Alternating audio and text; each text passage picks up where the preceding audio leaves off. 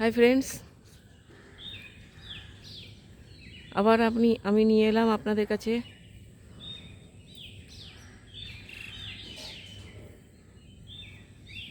থাইকাস regulator সামনে। এই যে দেখুন, এর যে নতুন নতুন পাতা ছেড়েছে। আগের ভিডিওয় আমি আপনাদের শুধু এর বিবরণ দিয়েছি। এবার এর গুণাগুণ এবং ঔষধি গুণ সম্বন্ধে বলবো। এটি খুবই ধীর বৃদ্ধির গাছ, খুব ধীর গতিতে এর বৃদ্ধি হয় এবং এর থেকে বিভিন্ন জায়গায়, পার্কে, সমস্ত জায়গায় দেখতে পাবেন।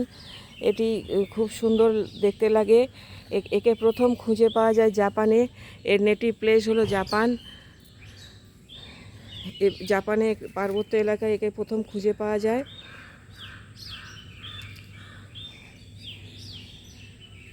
ফিমেল গাছগুলি, এটা আমি আপনাদেরকে ফিমেল গাছ দেখাচ্ছি।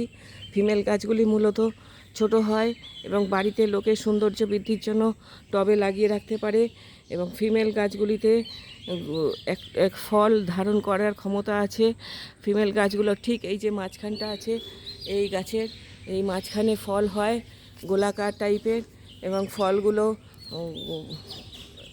কোমল, এর দ্বারা কোমল নরম পাতা নয়, ওগুলো পাতার মতো জিনিস দ্বারা ঢাকা থাকে এবং ফলগুলো পাকলে লাল টাইপের দেখতে হয়, লাল দানা দানা ফল হয়। এছাড়াও গোলাকার লাল দানা দানা ফল হয় এবং এদের বীজও হয় এবং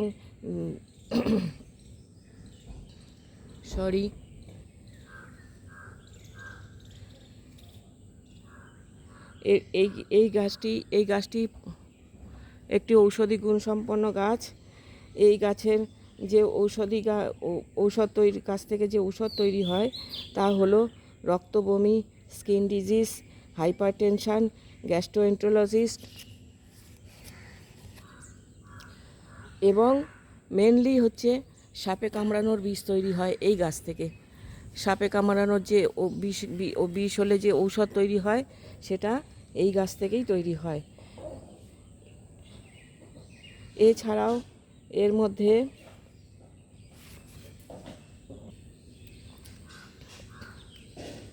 মধ্যে ডিউরেটিক এবং অ্যাস্ট্রিনজেন্ট উপাদান আছে।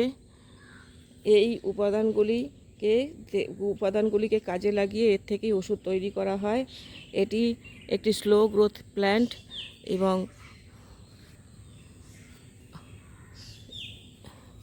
এটি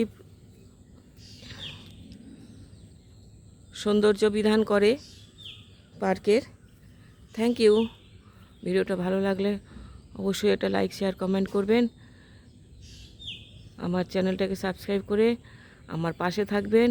আমি আরও নতুন তথ্য সমৃদ্ধ নতুন জিনিস, অনেক বিদেশি গাছ সম্বন্ধে আপনাদের কাছে তুলে ধরব এবং যাতে এই ভিডিও লোড করার সাথে সাথে আমার চ্যানেলটা সাবস্ক্রাইব করা থাকলে আপনাদের কাছে আগে পৌঁছে যাবে। Thank you for watching.